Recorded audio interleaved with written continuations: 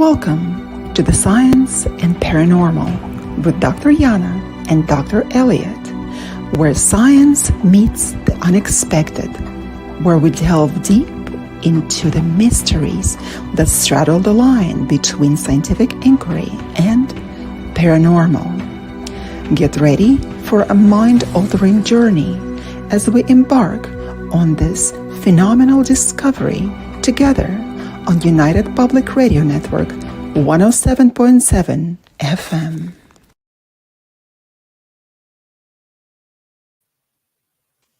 Good evening, ladies and gentlemen. We are coming to you live on United Public Radio Network 107.7 and 105.3 FM. We are here with your hosts. I'm Dr. Yana, and this is Dr. Elliott, with the show Science and the Paranormal. And today we have a magnificent topic for you. Fascinating topic on demonology. Whether demons exist or we have made it all up. Let's find out. It's good to be back. Feels like it's been forever. Why is that? We were just here last week.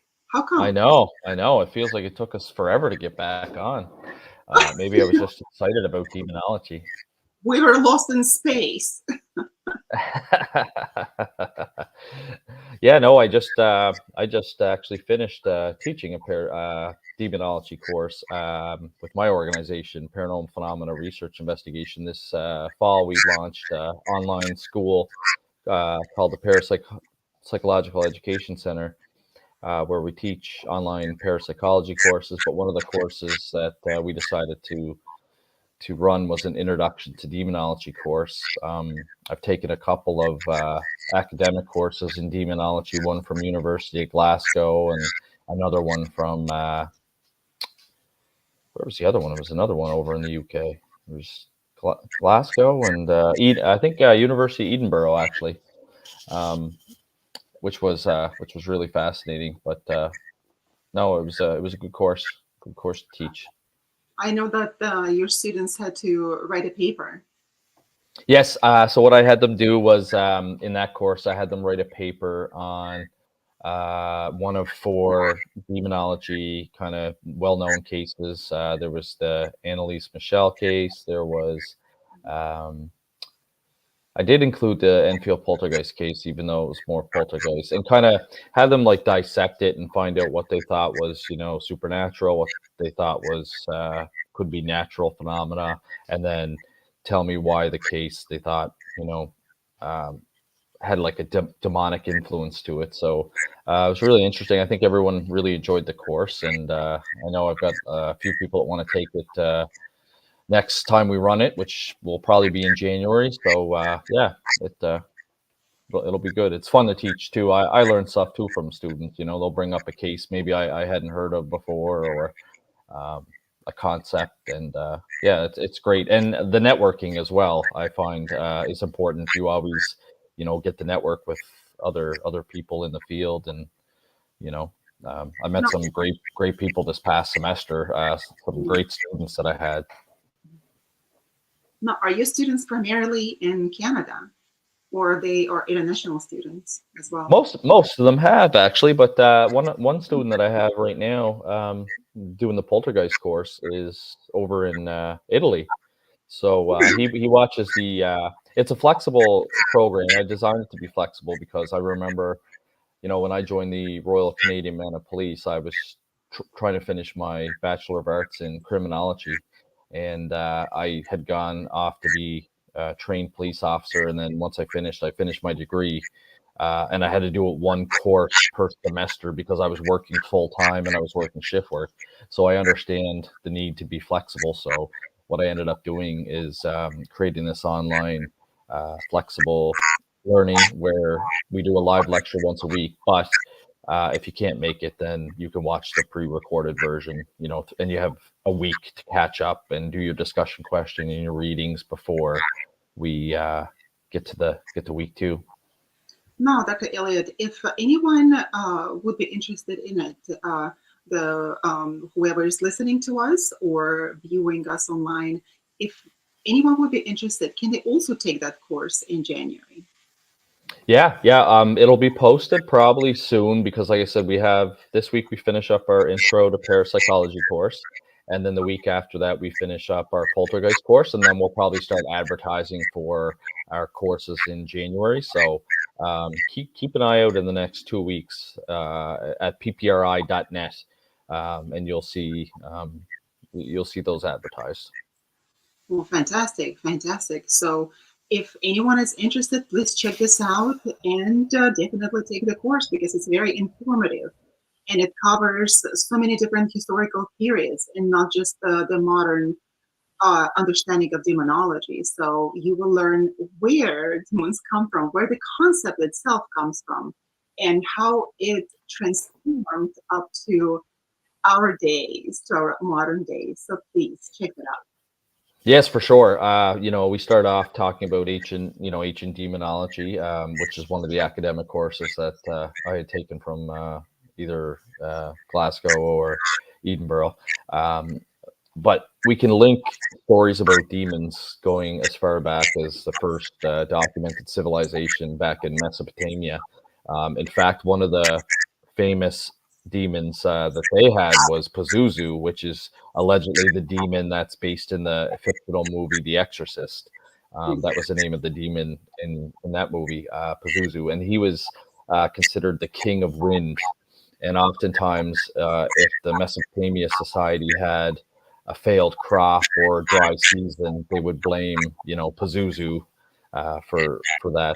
And you can kind of see that all throughout history. When something goes wrong, we tend to believe it on or blame it on like an evil force or evil spirits. So it's really fascinating to kind of look at the socio-cultural background that comes with demonology as well. But then, of course, Dr. Elliott, who wants to be guilty of anything, right? We need to find Yes. a scapegoat. Yes, exactly. Yeah. Yeah, Exactly. it wasn't our fault that, we maybe didn't work as hard that year or that the weather was bad. They have to blame it on evil spirits, right? Yeah. And that was a Sumerian deity, of course, and he was one of the many Gala, that's the deities of the underworld. So we do go back to Sumeria, all the way back to Sumeria to learn about deities. However, at that time, we already had the distinction between uh, angels. That's in the sense that we understand them now, good deities and bad deities. So they were not necessarily angels at the time. They were called angels. Angels, right? Angelos, later in the Greek Hellenistic times. So they would get the name angel. However, before they were all deities, and there was no distinction between them on the nature of their divinity. However, they had different characteristics, whether they were good or bad. And that's how we will know it. Yes, for sure. There's lots of societies that would say that they had good deities and bad deities. Same with the Quran. The Quran has negative jinns, and they also have positive jinns. And a jinn would be considered, if it's a positive jinn, then it would be considered like an angel in Roman Catholicism. And if it was a negative jinn, then it would be considered like a demon. I'm obviously more familiar with the Roman Catholic perspective of demonology because that's what I was raised as, was Roman Catholic. So that's kind of what I've studied mostly. But certainly every religion, Buddhism, believes in good and evil. The ancient Egyptians had both protective gods and protective, spirits, and they also had malevolent ones as well. Amut, for example, was one of theirs that was considered to be malevolent. He had a body that was part lion, part hippopotamus, part crocodile, and he would allegedly devour the souls of the unworthy. Which classification is he in?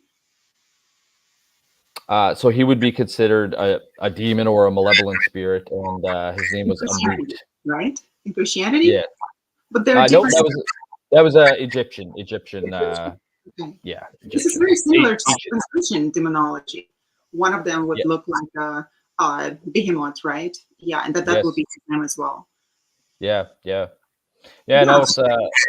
it's very fascinating. And then we saw a real shift in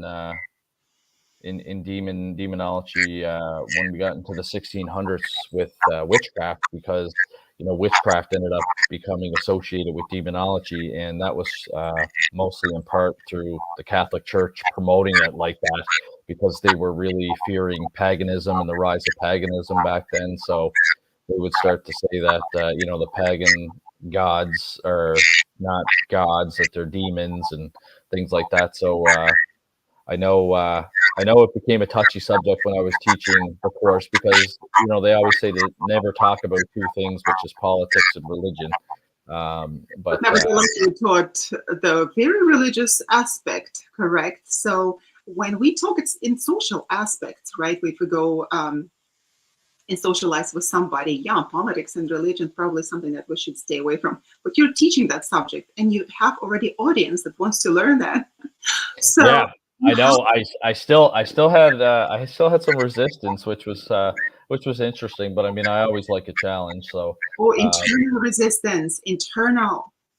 yeah, well, it was funny. The person that had taken the course they didn't believe in demonology, but they were also pagan. So I thought it was kind of interesting. Like, if you didn't believe it and you have such strong, paganism beliefs, like why did you subject yourself to taking the course, right? But to each their own.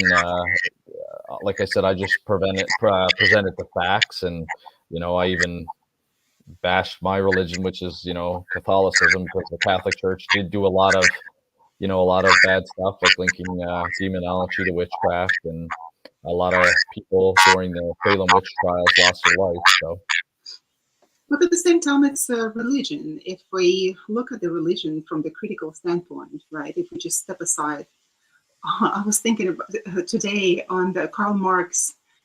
I think he said that the religion is the opium for the masses. I don't know, it just came to my mind. Karl Marx. Oh my God, I never even read him, but I remember. And thank God I didn't have to at the time, but it was the opium for the masses. So if we uh, just blindly believe everything that is told to us, we're not going to go too far. We have to be able to distinguish what is truth and what is not. But at the same time, uh, we are um, preset by our own cultures, families, and societies, and we believe in what we believe. Like you are Roman Catholic, correct?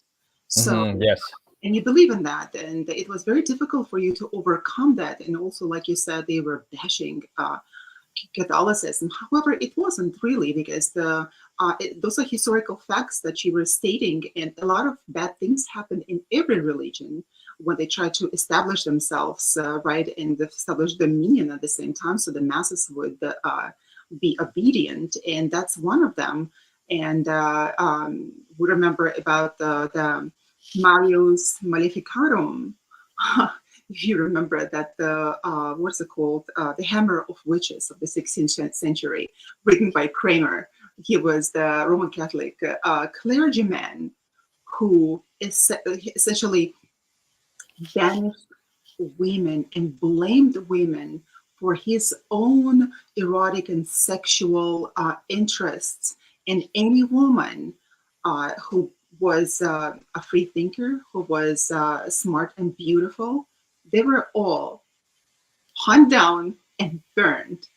And he is also giving some characteristics of demons. I believe that he's um, giving the list of some demonic entities and what do they do to women. And of course, he was talking about men as well, but predominantly it was, there were women. If we look back at the Middle Ages, I am so happy that I live nowadays, people. I am so happy, because otherwise I would have been burned at the stake long time ago, and probably several times. uh, Either yeah, I the think that I information. often think about that, what it would be like to, live by candlelight and a simpler time without electronics. But yeah, you're right. The type of work that we do, we would have been probably crucified. Absolutely, absolutely. Even going back to Jesus times, yeah, that's for sure. So we have to be really grateful that we live in our modern times, even if we don't like them. And we say that every period, historical period, people have always been complaining all these times. There's such awful times, and was depicted in literature uh, that oh we need to change it. The people try to change it on the personal level and the societal level. And what? Now we Mm. live here, and in our times, demons did not really. The concept of demonic awesome did not go away, and we still have it. And if we were thinking of the progress, technological progress that we have. And pretty soon we will have human robots, right? And we won't be able to distinguish between human or inhuman. So, and we still talk about demonology because it's such a pertinent subject. Yeah, There's yeah, the, it is, and I mean, even today in the paranormal television shows or the paratainment shows, um, you know, that's kind of what the networks are looking for. They're looking for scary demons, and you're starting to see more shows about demons and demonology, documentaries and things like that. So it's definitely a fascination by people, whether or not you believe in them. Some people do, some people don't. I heard Father Gary once said, Father Gary Thomas, who was the protagonist for the movie The Ride, where Anthony Hopkins played him. Uh, Yes. he once said that that was so actually funny to me because he probably didn't realize that he said it. But to me, as a European, having European roots, I would understand what he meant by this. And he said the following. He said that in the United States, we have less cases of possession than we have Italians do. Yes. The Italians, I know, started to have their system kind of got overwhelmed with exorcisms at one point, and then the Vatican wanted to run some more exorcism courses because there are proper exorcism courses that priests that are selected have to go for the training. In Correct. fact, one gentleman that we use, he's one of our religious parapsychological advisors with PPRI. His name is Archbishop Plato Angelicus. He did his training through the Vatican as well. So if we have, a demonic case that we need some consultation on, we'll contact him, and he's based in Ontario, Canada. But the interesting thing about that, that the reason that they have so many cases is not necessarily that they do have more of them and we have less here in the United States. Is that it is a cultural understanding that the position does exist in their folklore and cultural traditions. First thing that they would think about that because it is so embedded in their culture that something is wrong and there is some spiritual activity behind it.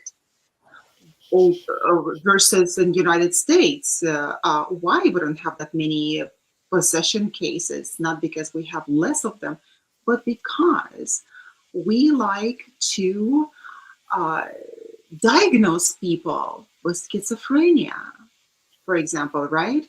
We like to give them certain labels, which is perhaps rightfully so in certain cases. But at the same time, if the person may have the case of possession, not necessarily just because it is not embedded in our culture, such beliefs in the paranormal, in the possession, or even in spirits doing something behind the scenes. For example, even in the Christian population, many don't even believe that Christians can be possessed. How can you Mm. have spirit also at the same time when the Holy Spirit is in your heart, is in your soul?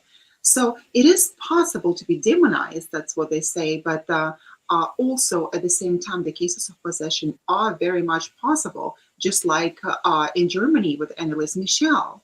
Yes, yeah. Yeah, actually, Archbishop Plato, I had him come on as a guest speaker when I was teaching the Introduction to Demonology course, and one of the students had asked about that case because, she's portrayed as somebody that was very pure, very religious, and he was explaining to us that when he did his exorcism training, that they had talked about that over in Rome, and she had a vision at some point during her experience of the Virgin Mary, and the Virgin Mary had told her that if she wanted the Virgin Mary to help her get over this demonic possession, that she could take it away from her. But she explained that basically, if she goes through with it, then she's going to be considered like a martyr for the demonically possessed. And Annalise Michelle, chose to go ahead and do that. Unfortunately, she died from during the autopsy. They found out it was dehydration and malnutrition, and the two priests were charged, but basically given time served, and they were going to charge their parents, but the court kind of looked at their loss and decided that was probably enough punishment for them. Yeah, so cases like that are published, and there's so many videos, very unpleasant videos that you can actually find published of the voices that were coming out of her, which were not her own voices. And yeah, it's very creepy. I play them in some of my lectures when I do public lectures in parapsychology. It's very, very disturbing. Very disturbing, and we don't really want to hear that. While those demons, they come from the other dimensions, and we know, for example, in different religious currents, demons are actually considered like human-like, with human characteristics. The only thing that they don't have is a human body, which is very interesting. And Zoroastrians, for example, also they have devas, right? Devs and devas. And they have very interesting classification of their own demons. But at the same time, what is a demon? If we look back into the history and we look at this terminology, demon, what is a demon? We will have to go back to Hellenistic Greece and understand that the demon was not pronounced as demon, he was a daimon. And daimon was actually the guardian angel. In fact, he was the genius. If we just looked at that, he was a genius. And this is where possibly the word, etymology of the word jinn comes from, because it is also in the Aramaic language that the Jesus spoke was jinaya, meaning to hide. So if we look at that, even the Roman genie, right, genius, it's a personal guardian angel. It's a daimon who also can be interpreted as your own personal companion that is helping you, and at the same time also be denoted as your destiny, as your fate. And we have to have this diamond, and we all do, even if we say that we don't. Like, for example, Hillman, in his writings on the acorn theory, says that we all have our own daimon, and that daimon talks about our destiny and the plan in our life, and we need to listen to it, whether we know about it or not. We do listen to it. We call it intuition, we call it anything. Our guardian angels are talking to us, our the other mystical powers, mystical guides that we have, spiritual teachers. So by looking at genes, genies, so those genes. Sometimes genes can be evil if you can't fit in them. They can be demonic. That's right. Like, how come I cannot fit into them? Exactly. So true. Yeah, and the genies, they, like you said, they were neither good or bad. However, they would not be able to possess an individual on its own right unless the person was weakened. His willpower was weakened. The person was sick or morally weakened as well. So spiritually weakened, and only then they had an ability to enter the person. So this is what's very interesting. And the gene, it is not a concept that was produced in Islam. It was a pre-Islamic concept, and possibly came from Babylon and from Sumeria. So now we look at genie, and genie is such a nice, interesting thing that from the Hollywood movies, life is good, you know. But at the same time, if they were to see a real genie, they would be, oh my God, get away from me! I don't want to see you. Yeah, it's interesting because I mean, obviously, like you said, the definition of demon can be very broad because it depends on cultures and religions as well. Different cultures have different kind of their, perceptions, and religions have different perceptions of what they are. Like I said, in Islam, there's good and bad. In Christianity now, when we talk about demons, it's all negative because if we were talking about positive demons, then it would be angels. Um, and yeah, no, it's very fascinating. Most of it has to do when you hear about demons, though, it has to do with evil and negative kind of connotations. I know. I also think that there was a lot of misunderstanding of mental health back in those days as well, like the ancient times, and even even mid-century, mental health wasn't really understood because you would talk about schizophrenia, and there's other kind of disorders as well that mimic demonic possession. Like even though it's not a disorder, but epilepsy has often been associated with demonic possession because people, look strange when they're having a seizure, and people didn't understand that, so they thought that you were being possessed by an evil spirit. So we've certainly come a long way. I find it interesting that we still have people like Dr. Richard Gallagher, that's a psychiatrist with Columbia University. We had him come and speak at the 2023 Halifax Paranormal Symposium. And, he is a psychiatrist that believes in demonic possession and believes that he has screened people medically and psychologically and not found a DSM-5 diagnosis or a mental health diagnosis for them. And, when he does come across that, he recommends, the church go ahead and continue down the road of ordering an exorcism. And he wrote a book, Demonic Foes, 25 years of investigation in paranormal cases that have everything to do with the immediate possessions. And of course, that he would not be involved otherwise. Yes, he talked more on a broad sense at the Paranormal Symposium, but he did mention that he had one case. I think her pseudonym is Jenny. I think he calls her Jenny.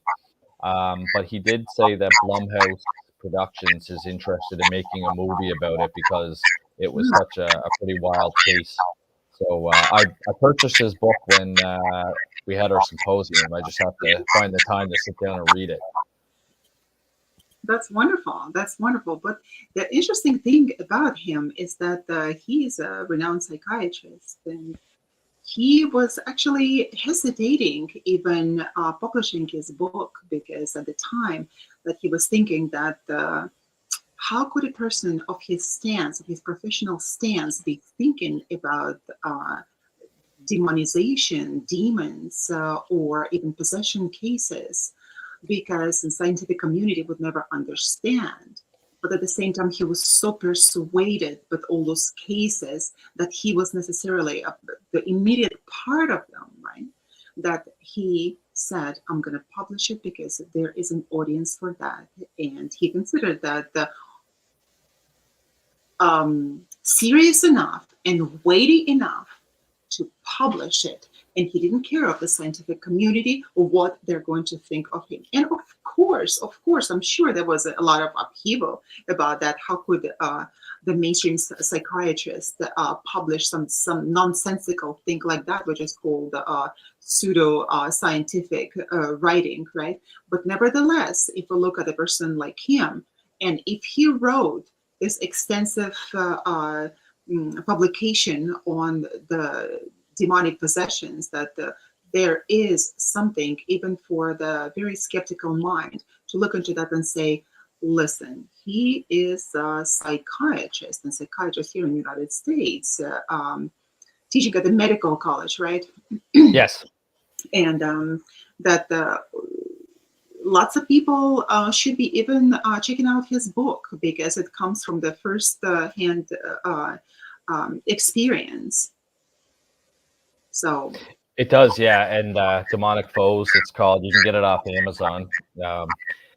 And it's interesting because a lot of people at the Paranormal Symposium were asking him how he makes a determination between mental illness and demonic possession. And it's pretty much the same thing that we teach, in demonology courses, is you look for the supernatural phenomenon that mental illness cannot provide.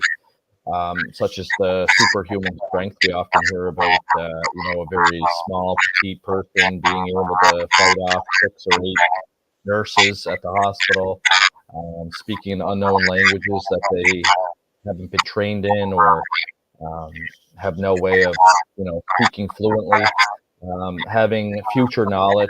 And some of the mediums kind of started questioning that. They're like, oh, does it, like, I'm getting future knowledge because I'm a medium, does that mean that I'm demonically possessed? No, we're talking about things, that they shouldn't know. There's been times where exorcisms have been told things about themselves that the person that is having the exorcism done shouldn't know. Kind of, that is yeah, the case. kind of future abnormal knowledge. And then, of course, another big one is aversion to sacred objects or symbols. So any religious, texts or symbols or artifacts, anything like that, people can have a very adverse reaction to. You discussed change of voice in Annalise Michelle. That's another kind of sign.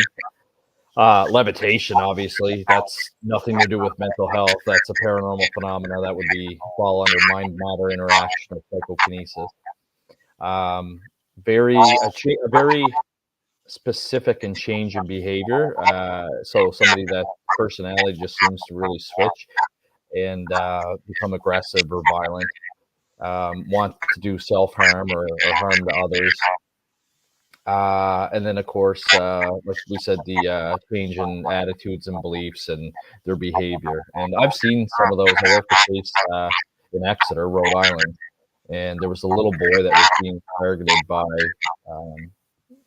an evil spirit or a demon. And we saw some of these things with him. He started, his personality completely changed. He started to be really nasty to everybody. He was only 4 years old at the time, and I'll never forget. He was a sweet little boy before all this started to happen. And he asked me one day. He said, "Do you like Jesus, Elliott?" And I said, "Yeah." I said, "I like Jesus." And then he looked right at me and he said, "You're gay." And then we started getting calls from the school. The mom was getting calls from the school saying that his behavior had changed, that he wasn't washing himself after he went to the washroom. He was like hissing at people like a snake, which is another, kind of symptom when people are acting like a serpent and acting very strange like that. There was one time I actually did it. Some holy water from the church we had. We made the sign of the cross on his forehead, and his nose started to bleed. Never had a history of nosebleeds. Never had a nosebleed before that. Never had a nosebleed after that. It was just that one time. So you look for strange things like that, and it's not just one symptom. You have to look for, as many that you have. For example, somebody's hearing voices. That could very well be mental illness, as you know. So you gotta kind of look at the whole totality of the situation. Totality of the situation, exactly. I have a question for you. Mm. I would really like to see your opinion on that. In possession cases, there is this aversion to sacred objects, right? But at the Yes. same time, this is very interesting that the sacred objects did not exist at the time of Jesus. If we look at that, yeah, the sacred objects, they existed in Judaism at the time, but then there were no sacraments, Christian sacraments at the time, and Christians did not become a religion up until much later. There were different sects, of course, up until not the 325, I believe. So the church devised those religious rites, right? And Yes. also the sacraments. So I remember, in conjunction with that, I remember that I was in the church one time, and it was years back, and I was so surprised as the service was going on. There was a Russian Orthodox church. As the service was going on in the singing and everything, I saw two demons entering and coming so close. What is it called? Right to the doors, when the doors are closing. What is it called? In Catholicism, it's also the case, right? I think. In any case, all the images of saints and angels. Right. And both of them, they just came and sat right next to it. And they could not care less. They just sat, and I could see one of the feet dangling in the air. This is how nonchalant they were. And I looked around, and nobody else could see them.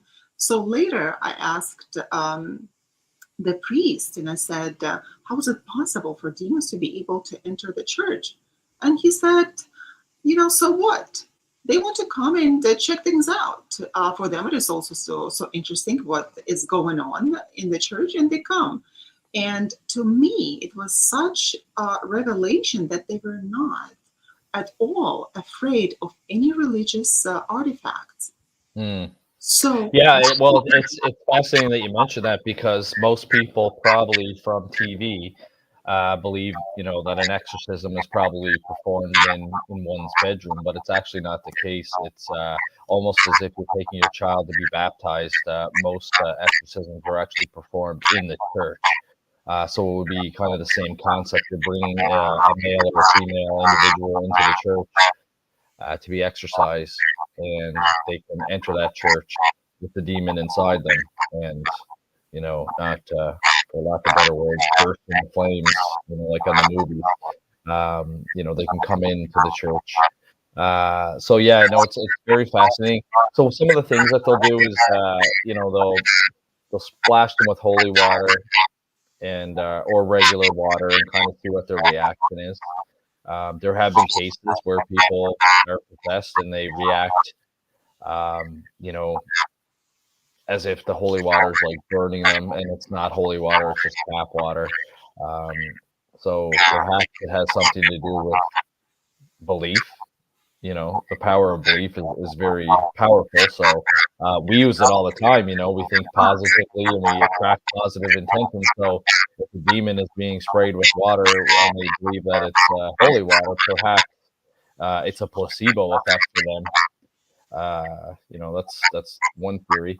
Um, that is so other, interesting. That's the could be placebo effect. That is fascinating to me. That yeah, you're no, saying that, and I'm certainly so could glad be. you have Um, an opinion. I've always been curious on how is this possible. yeah, Because if we look back, for example, at the say the 18th century, there was the Christian mystic Emanuel Swedenborg, and he was a theologian. He was a Christian mystic, and he was a scientist.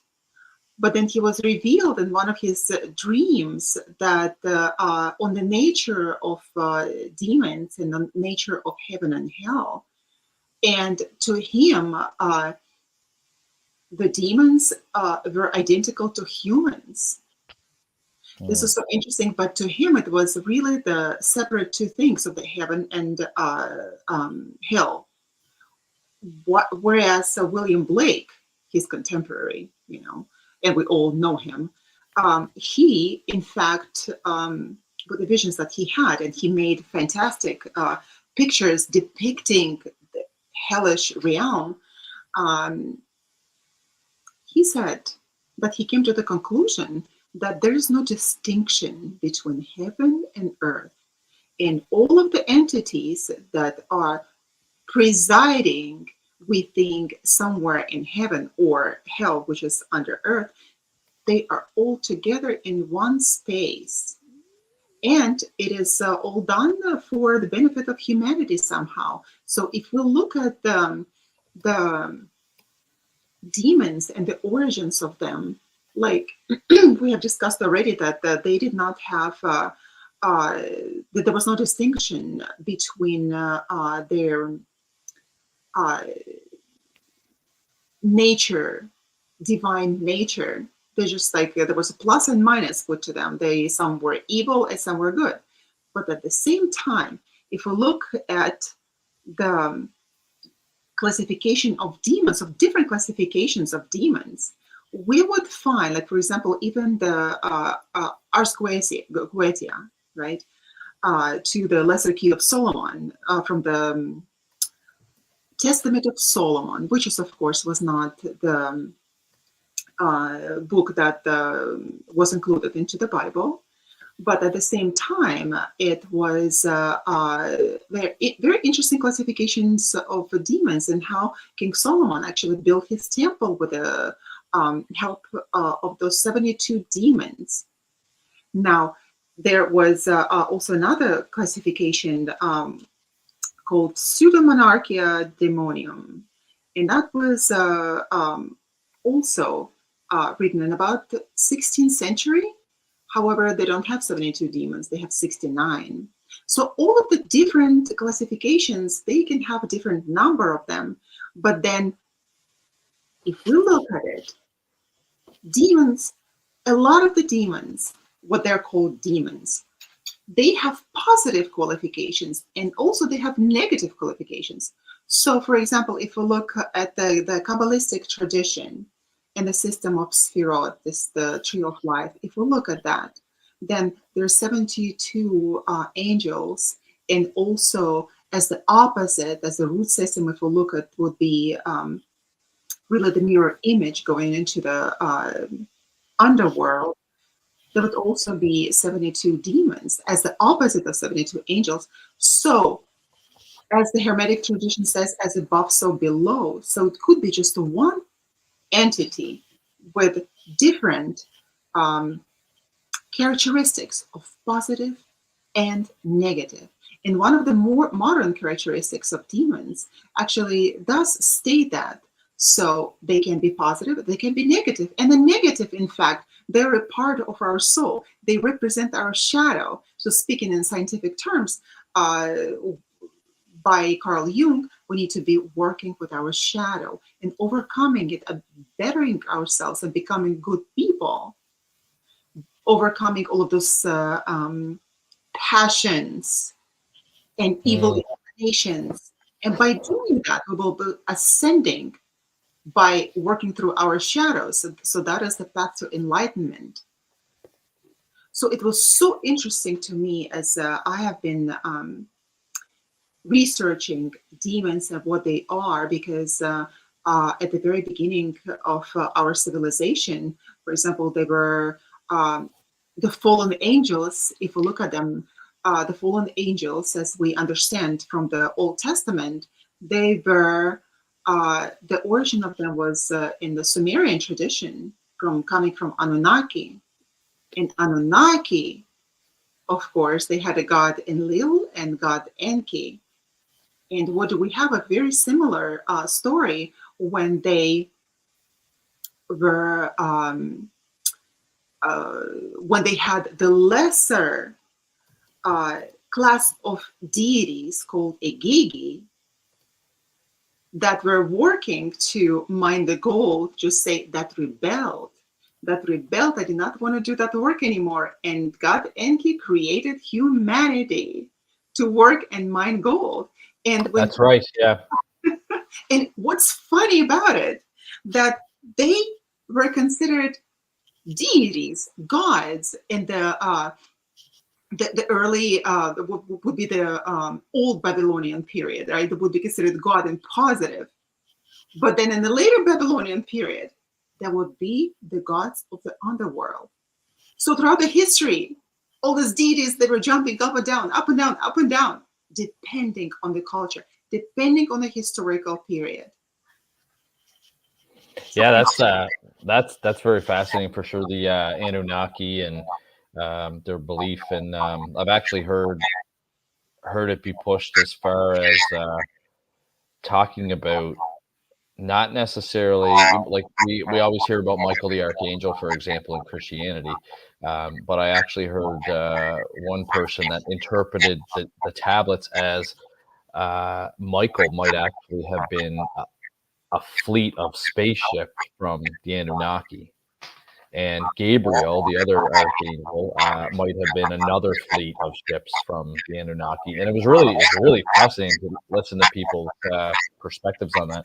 But that is one big thing to keep in mind with Christianity, with demonology is it is all about interpretation. If you actually look at the story in Revelation about when Michael the archangel fought, Satan or the great dragon.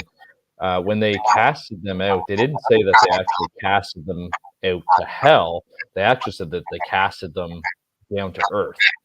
And so some people have kind of interpreted that they're down here with us on earth, and that's where we end up getting tempted by evil and possibly possessed at the absolute worst case because they're down here living with us, waiting for judgment day. Another kind of concept, about demons coming down to Earth is that they're just kind of here in a temporary state with us until final judgment day, and then once judgment day comes, then the demons will be cast to this other place and confined in hell. So it's really interesting that different theologians, different historians, and even just different individuals have different beliefs and different interpretations.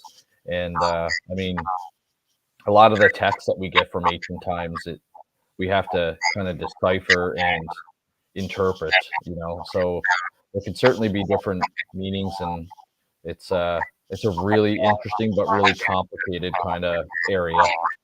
it is very complicated indeed. It We is. are coming to you live on United Public Radio Network 107.7 and 105.3 FM, and you are listening and watching to Science and the Paranormal with Dr. Elliott and Dr. Yana. And we're continuing our conversation here.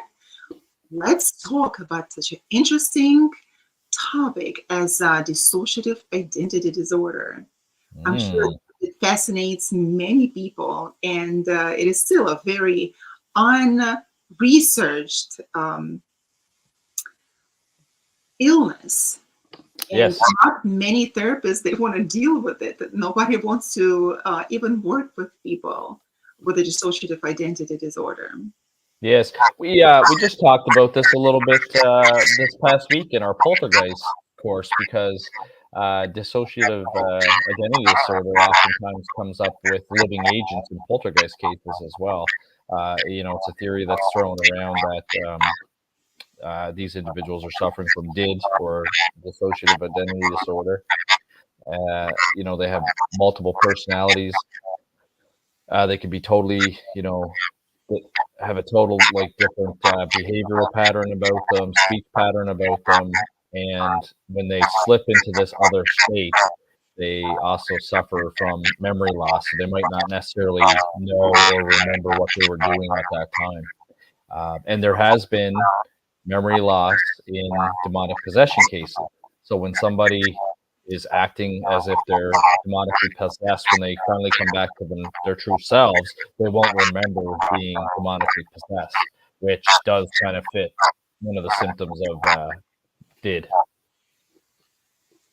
That is very interesting because DSM-4, I didn't find it in DSM-5 somehow. There is such a notion of possession trance. Mm. And a possession trance is a single or episodic alteration in a state of consciousness characterized by replacement of customary senses of the personal identity by a new identity. So, if we have that in medical classification, in medical, that the medical world is actually accepting this phenomena, even giving it a name, that actually stops being something extraordinary and could be uh, viewed through the lens of the parapsychology, correct? Yeah, parapsychology or psychiatry if it's in, if it's in the DSM. Did you say it was in DSM-5? That was four, DSM-4. I didn't find it in DSM-5.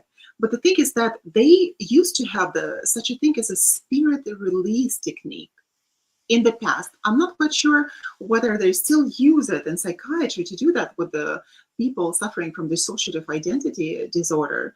But that was a very interesting technique of the past that they employed. And there were so many published cases of success.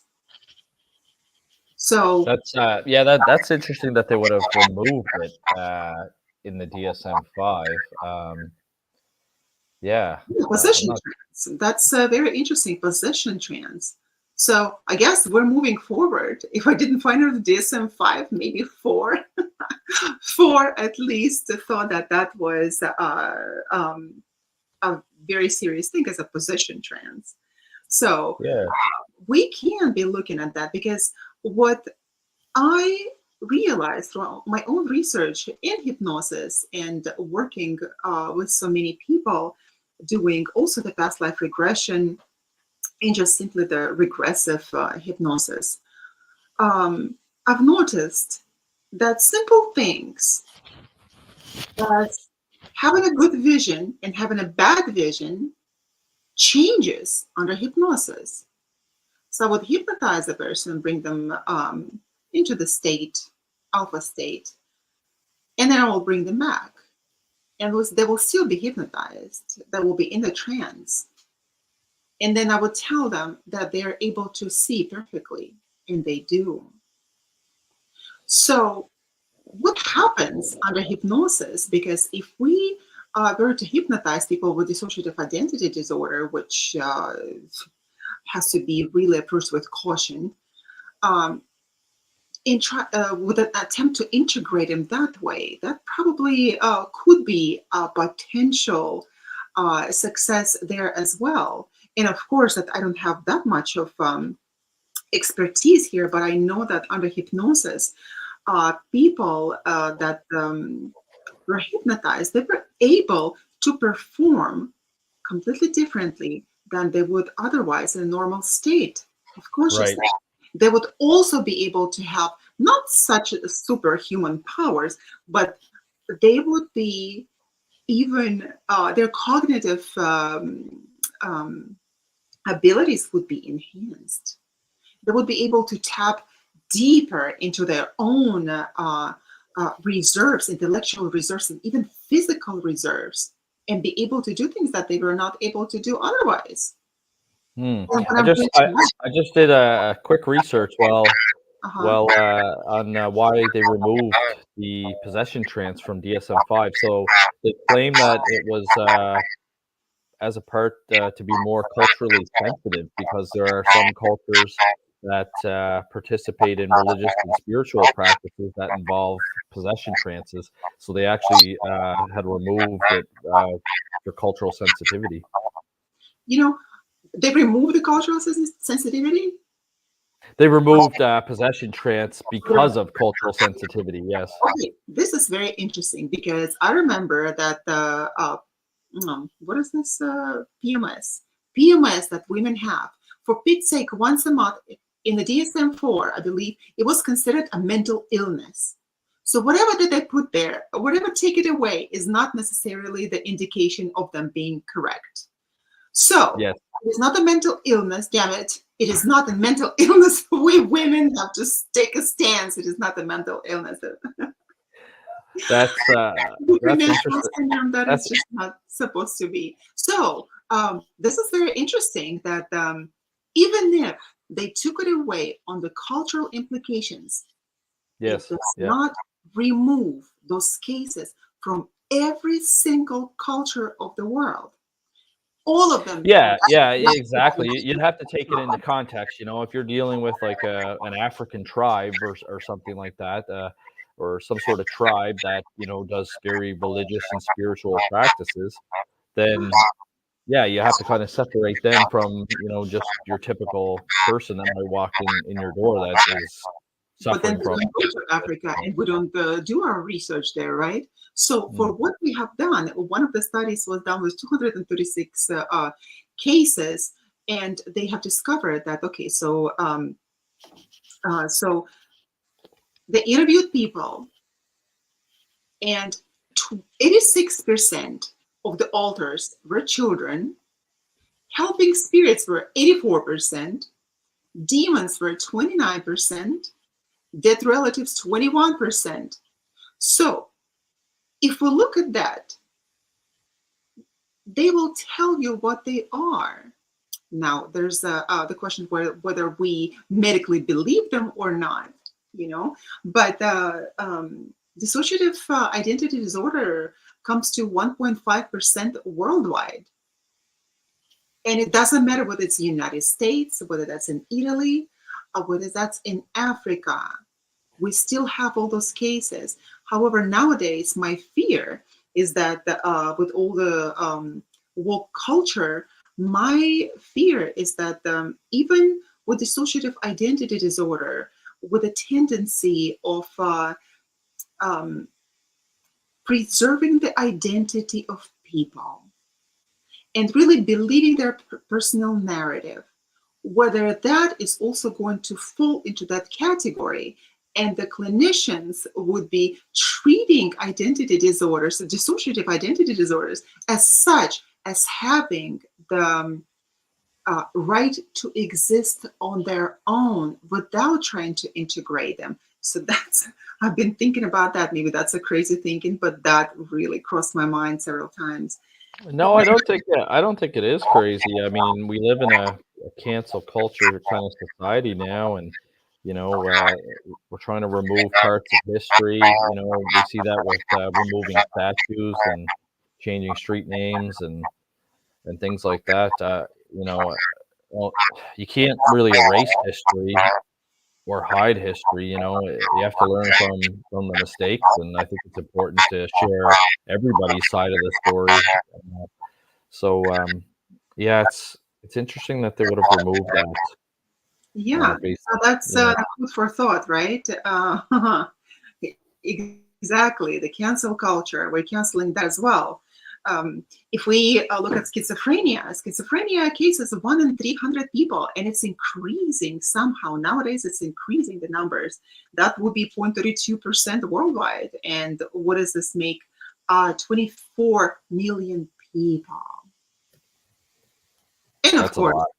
we have less cases in the United States that put people into hospitals, right? Because they become a threat to themselves and threat to the society. And we don't necessarily look into religious component. We don't have this frame of reference from which to walk toward the understanding of schizophrenia, either to let those people tell their stories or actually allow them to go to those spiritual emergency places where would be under the observation for several days, a week or two perhaps. So that is a Yes. possibility, but not nowadays, because our pharmaceutical field, so to say, is going to become really poor if we just take it away from them and not use medication. So Yeah, and schizophrenia, like you said, in terms of human history, it's a relatively recent, you know, diagnosis, really, if you think about it. It's there are some historical texts dating back to the ancient and medieval times, you know, especially during the witchcraft era in the 1600s, but also before Christ, even in ancient Egypt, there have been lots of reports of people displaying signs of schizophrenia. But of course, back then they wouldn't have had any idea what that is. So again, it's and that kind of goes back to about all the stories that we hear about, you know, in the ancient times about demonic possession. Maybe there wasn't as many demonic cases back then as we think there was, just because there was such a poor understanding of mental health back then. Uh, and unfortunately, when cases are so old like that, you can't really go back and reinvestigate them because there's just not the you just don't have the evidence there to go back and look at it. It was called perhaps the divine madness at the time, right? And if you look at the culture, and I know that it's in the Slavic culture a lot, the fools in the literature, I have a background in literature, so that very interesting observation that I had is that the Russians would have concept of a fool, and the fool was close to God. And of course, if we look at the scripture, biblical scripture, it would say that the fools are close to God, right? That God helps those who are poor in their spirit. And not necessarily those people were so stupid. They were not dumb at all. They were called fools. But at the same time, they were divine fools through whom divine wisdom was flowing to people. And they were considered actually with respect. They were respected people. Not necessarily that they would have any position in the society. This is not what I'm implying. They lived on the street. They were essentially homeless. But nevertheless, there was this phenomena of divine fools. So this divine madness, probably. So if someone was walking in the street in Egypt, speaking rubbish and waving hands and talking to himself, that would not be anything weird because that was a part of the society. Nowadays, you go outside, yeah, you see homeless. Here in San Diego, we see lots of homeless people, and they talk to themselves, lots of mental illness there. We don't think that they're divinely possessed. We don't stop and listen to them, right? We walk away. The So, next time Sarah calls me a fool, I'm gonna tell her that I'm a divine fool. exactly. Some divine fool. I'm a divine fool. I like that. So, yes. That's funny. Yeah, no, it's interesting. Are you familiar with any Russian versions of demons? Russian, there is a Christian classification which is Catholic. There's also Russian Orthodox, but they are very similar. They're very similar. I don't know particularly of a separate classification, demonic classification, but I know that it does exist, and but not. I'm not too familiar with that. I know there's a lot of literature on the lives of the saints in Russian Orthodox tradition. I believe it's more than in Catholic because that was really revered and understood as something very special to the culture. There's not that much information, I believe, in the literature, although the Russian, now he's Ukrainian, he was from Ukraine, writer, his name was Gogol. The first name before he changed to Gogol was Yanovsky. And he was writing a lot on the folklore and things that were happening in Ukraine a couple of centuries ago that would be depicting the true folkloric understanding of the demons. And there were a lot of movies that were done based on those folklores. and so interesting. And this is how we learned about the even demons, about the demonic manifestations and behavior, because otherwise, in a modern society, we don't really think about it. I remember not at the time when I lived in that haunted house for 10 years. I remember the one time I saw something that would be similar to this folkloric narratives of Russia and Ukraine, and actually the Slavic narratives. I remember that my daughter, she was 8 months old probably, and then she would wake up at 1 o'clock in the morning every single night, and I wouldn't even get any sleep whatsoever. 1 o'clock, it was just was midnight or 1 o'clock all the time, and you just like you essentially slide off your bed and you walk on your floors into her bedroom, thinking like, what is happening? So that was, we could never figure it out why she was crying uncontrollably, and we couldn't even console her. Up until one time, I said, okay, I get off bed. I'm not even saying that I'm coming because I was so mad. I did not announce my coming. I was so mad, and imagine like not sleeping every single night.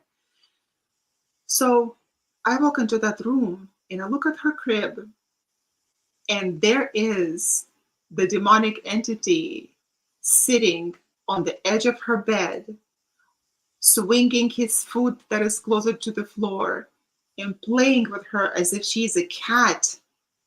And the child is crying and screaming, and that entity, it just blew my mind when I saw something like that in my own house. And the entity was uh, looked like, of course, the body of a donkey that was walking on his on 2 feet, was gray, covered with hair, and the nose was actually the nose of a pig with ears and long tail.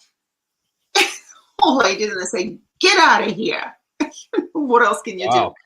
Yeah. So that entity, oh my God, that entity had the guts to walk right by me in the door frame, walk right by me, went into my bedroom, went into my closet, and disappeared in the ceiling. I'm like, what is going on? What is going on? So I turn on the lights and I go into my closet and I look at the ceiling, and there was the entrance to the attic, which I never knew existed for so many Right. years living there. And I Yeah. looked at Yeah. it, there was an entrance to the attic. So that entity went into that entrance and was hopping on the roof, and finally jumped off and stood outside by the big we had one of those huge standing lights. They're the street lights. So it was very bright. And I saw it standing outside. And as soon as he tried to move in, I actually opened the door and said, don't move it. Don't even think about it. And it didn't. So they obey our own free will. So if we look at our folklore, for our fairy tales, mythology, and if we see something there that people before us already depicted and wrote stories about it, that it is quite possible that we can see it now as well. So Very, yeah, very interesting. And like you said, with folklore and mythology and religion and cultural values, it all gets passed along, and sometimes it slightly changes. But there's been so many reports of creatures with like kind of like half human, half animal body parts.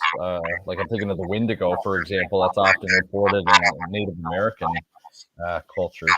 The Wendigo kind of looks like kind of half, a little bit kind of like a human, but it also has like big antlers and yeah, just like very almost like hoofs for feet. And I think there's actually a Russian kind of like version of the hag or the witch, and I think it's called Baby Yaga. Have you heard of Baby Yaga? not a baby Yaga.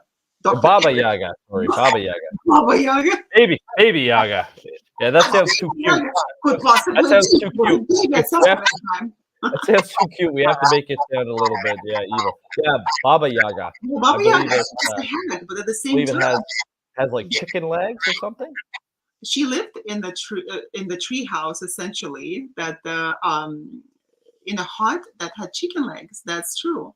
But the Yeah, thing yeah. is that over the centuries, that story, uh, which originally Slavic story, we call it pagan, which nothing pagan to me, right? The Slavic mythology and traditions before Christianity, she used to be young, beautiful woman who cared for the children, who cared for the sick, and she was so benevolent. And people would come to her when they were sick. She would be treating them with herbs.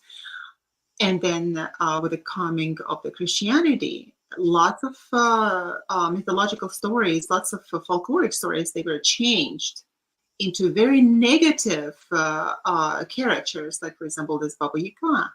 We call him Yaga, and somehow it is the stress is falling on the first syllable, which is wrong. Baba Yaga. So she used to be this young and beautiful goddess, which was changed later. Mm. And see, that's the problem with demonology as well, is we don't know what the original information is. Like, here's a character in Russian folklore, like you said, that was, uh, not malevolent. They were benevolent, beautiful, good, and then all of a sudden it gets changed to it's actually a negative entity. It's kind of referred to as a hag. Um, you know, so it's very difficult to kind of come to conclusions on things that are so historical. It is very difficult, Yeah, difficult task. if we look at the religions that came after the previous religions that ceased to exist at the time, they were based their mythology on the mythology of the previous religion. Or, of course, like about the syncretism, that they would be taking the deities of other religions and syncretizing them with their own. And of course, they would have some characteristics of the one that they used to have. Like, for example, if we look at the Canaan land before the Jews came here, that was their promised land. If we look at that, a lot of the deities that existed in the Canaan religion were adopted by the Jews later. And the same is with the god Marduk, for example, right? And Marduk was, he's a negative entity in the Bible, but he was a king Marduk as well. But some say he was the son of Enki. If we will be tracing them, well, of course, comparative religion does it all the time. If we look at that, we will see that some positive deities migrated over centuries into this negative entities called demons. Mm. The kings, previous kings, they will turn into demonic entities as well. So when they had positive connotation, they would have the opposite, completely opposite. And of course, the culture that would come later in the generations that would come up, they will all believe that it's negative. Yes. You know what? I think they had that cancel culture back then too, You because had they what? see. What did you say? I didn't hear I that. said I said I think they had cancel culture way back then too, because they seem to be canceling everything, from good deities and bad deities and good demons and bad demons. I think they had culture cancel culture back then. That's very interesting.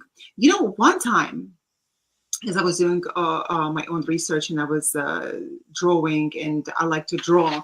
So when I have visions, I would just draw whether they come in meditation or in prayer. I would just make a drawing, or even whatever I saw in the homes of those people that I would investigate, and even my own, or the cases that I would investigate with people, not necessarily that go into their homes. I have noticed that. Hold on. What Yep. did you notice? It just the thought just left me. It's demonic. It's demonic. It's oppression. What did I notice? What did you just say? Oh, the canceling, right? The canceling. Yep. Oh my Cancel God, culture. the canceling culture. Yeah, it just slipped my mind. Went to the unconscious. Can you imagine that? Well, it will come to me. Can't believe it. Um, hmm, Canceling. In any case, it will come to me. It's only 8:25 my time. I know. It's 12:25 a.m. my time. And you're nice and alert. I'm already like falling asleep. My brain is I like, I don't want to talk. I Let know I me had a be. couple of coffees. I was excited to get on here and talk about demons, and yeah, it's good. With demons, it can be funny, but at the same time, it can be really scary to us Yeah. humans because we don't have any frame of reference. Oh, I remember that. Oh my God, I remember that. Before I forgot, I'm going to shoot it. So, what happened is that I would be drawing them, right? And then all of a sudden, I was in Barnes and Noble. It was Mhm. years back. I was in Barnes and Noble, and one of the big fat books on the display was called Demonology, Demons. And I'm like, I don't really like it, but let me just look inside. I don't like it, but it was battling with myself, but I'm gonna look inside. I looked inside, Dr. Elliott, Yes. and to my horror, I understood that a lot of the entities that I had seen myself were depicted already by other people and published. Mm. So we can't really, we can cancel it out and present it as good only probably in the context that demons, what we call them, can also have positive characteristics. A lot of them in many demonic classifications, they have positive characteristics. They teach science, they teach math, they teach people how to write poetry, poems, literary. Um, that's it. My brain said, I need to go take a bath. I need to go have some warm milk. I need to go to sleep.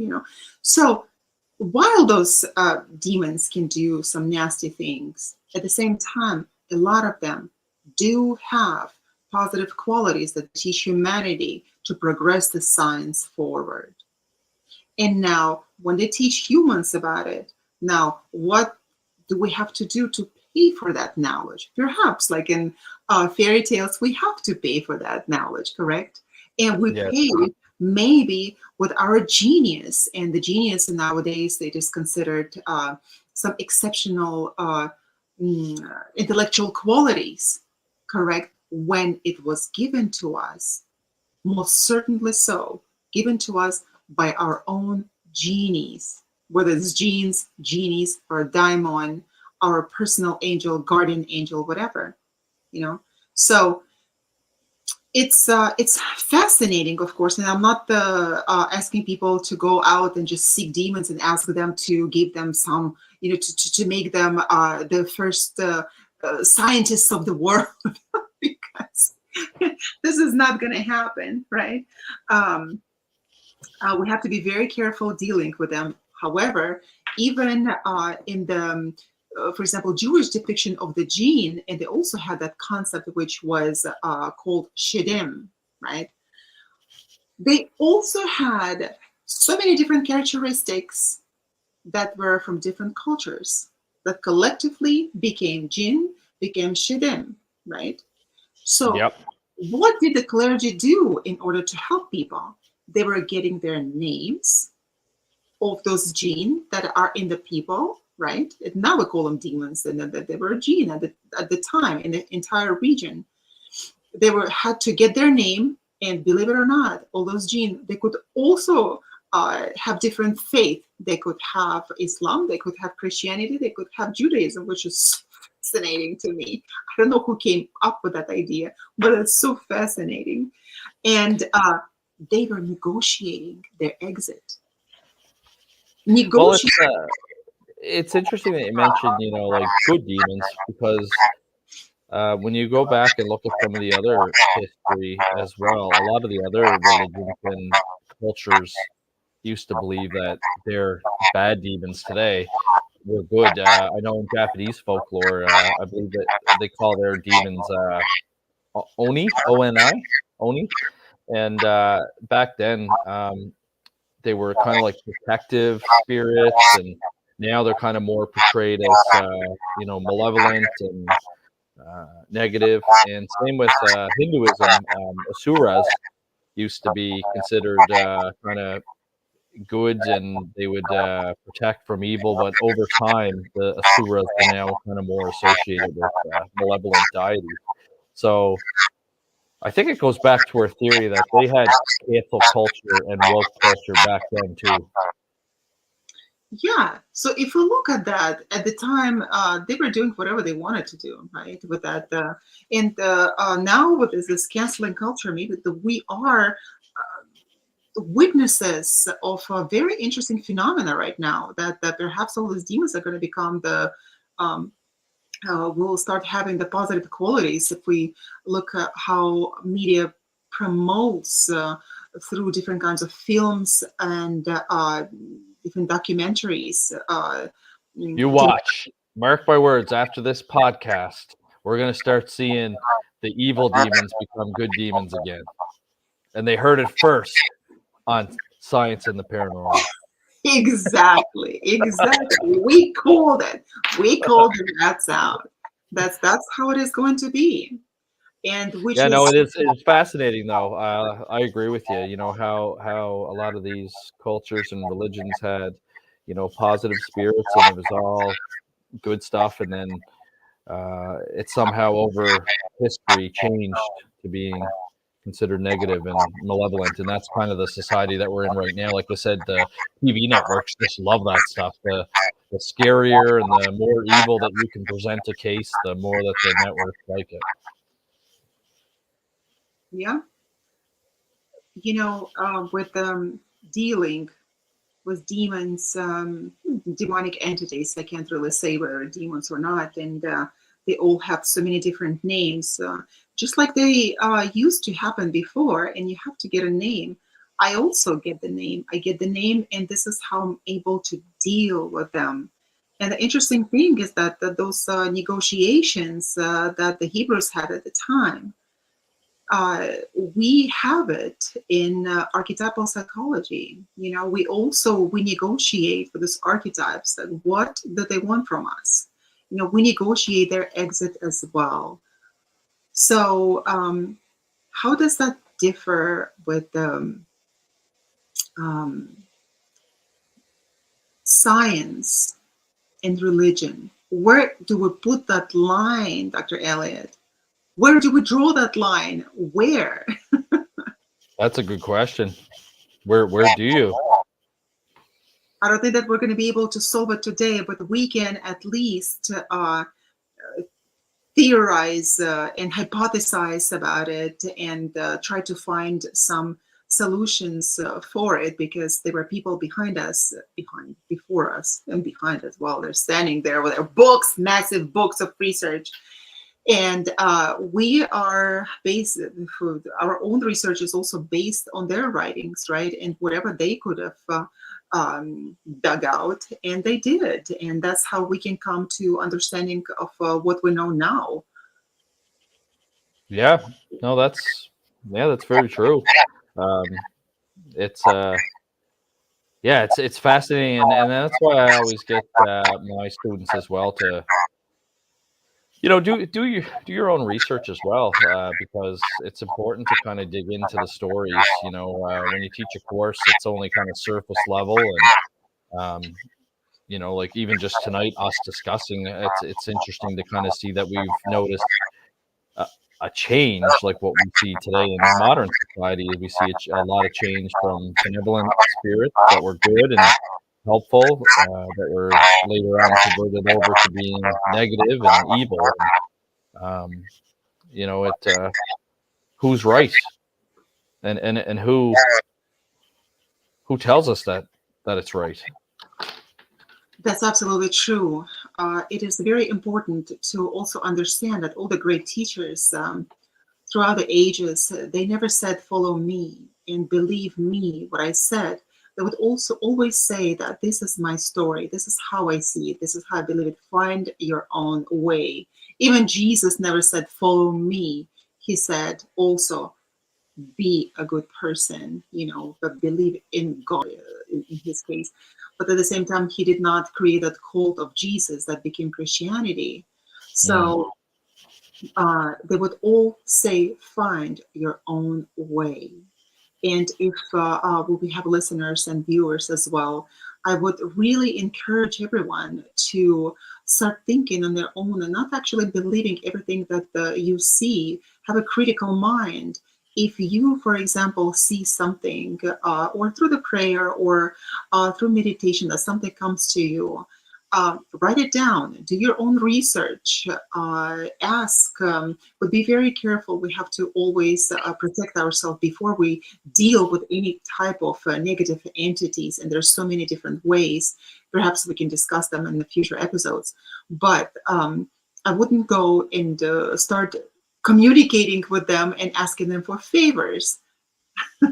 Because that would not be the right thing to do. And Dr. Elliott is going to tell you that this is the case. Don't do that. Don't do that.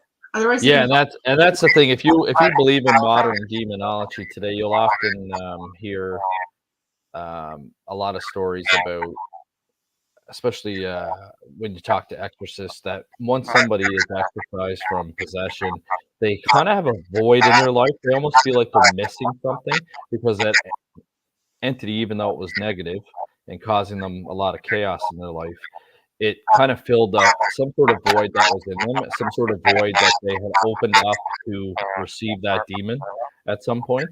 And sometimes, especially in the early stages, when the demon's trying to gain your trust, they almost become like a friend to some of these individuals because they're giving them kind of a little snippet of future information that might turn out to be true. And we often hear about demons presenting themselves to children as another child. They'll take the form of another child, and they do things to kind of gain your trust. So um, it's definitely something you have to be concerned about, communicating, with spirits and things like that, because we don't know really who's on the other side.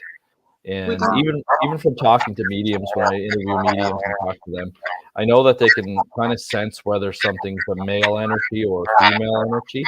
But when asked, if somebody was a prankster, for example, and you could tell that they were like a male entity, um, are you able to exactly tell that that entity is John Smith? Because they're the ones, the spirits are the ones giving them that information. And they oftentimes, the ones I've spoke to, say no. Like, I can just kind of tell that it's a male entity, and you can kind of sense like whether they're good or bad. But if you had like a trickster on the other side, they could be feeding that medium, false information, and then Absolutely. that It happens all the time. gets inherently fed back to the investigative team to kind of could throw off your investigation. So, um, like Dr. Yana said, you always have to have that critical mind. Have a critical mind, or actually find some professionals if you are in trouble. If you think that you're having some sort of problems in the spiritual world, or something is bothering you that you want to get solved, find the right professional, people who know. And I don't disregard psychics at all. What I'm saying is that find the one that is trustworthy, who Yes. actually knows what they're talking about, probably by reputation. And it's not, you have to be also watching how much money you're giving them, because there are lots of crooks out there. And by just calling the psychic, even on the phone. I just recently had a case like that. The person, a young man, called the psychic on the psychic line over the phone and asked some questions. Before you knew it, oh my God, she was threatening him because he did not want to subscribe to her services and buy $2,000 rock Oh stone. wow. And she cursed him. Yeah, there's still lots of scams out there, unfortunately. I mean, that's how parapsychological investigations begun, was investigating scams, and they still exist today. But even if that was a scam, at the same time, there can be unclean people with unclean spirits. So just by saying few words like "let you be cursed" or "you will never be happy," by just producing this type of energy that is directed at this person, could actually make it stick to him, into his destiny. And why? Because he opened the door. Because he opened the door and he gave permission to this person to enter his life. And the thing is that it doesn't matter that I warned him not to do that, and he did it again. And that actually, I hope that he will never do it again, but because his life almost was ruined at the time. But we always have to be careful, always have to be careful who we're talking to, whom we're getting the information from. Absolutely. Not dabbling into the occult if you don't know what it is. Absolutely. I agree with that. Because everything is real. Yeah. Well, we have had such an incredibly interesting conversation, Dr. Elliott. We have. It was very, very, very fascinating, and yeah, hopefully it resonated with some of our listeners out there. Yes, and I hope that you learned something new today. And I hope that you join us for future episodes. That would be wonderful, absolutely wonderful. And please send us your questions because we want to answer your questions, whatever questions that you have. We will do our best to respond. Yes, if you have any questions, please email us at scienceandtheparanormal@ppri.net, or visit our website at www.scienceandparanormalpodcast.com. Absolutely. We'll be waiting for your questions and comments. This was Science and the Paranormal podcast with Dr. Yana and Dr. Elliott. We're going to go to sleep soon. On the Good. United Public Radio Network 107.7 and 105.3 FM. We are wishing all of you good night and hope that you join us next time. Good night. Good night. See you next week, guys.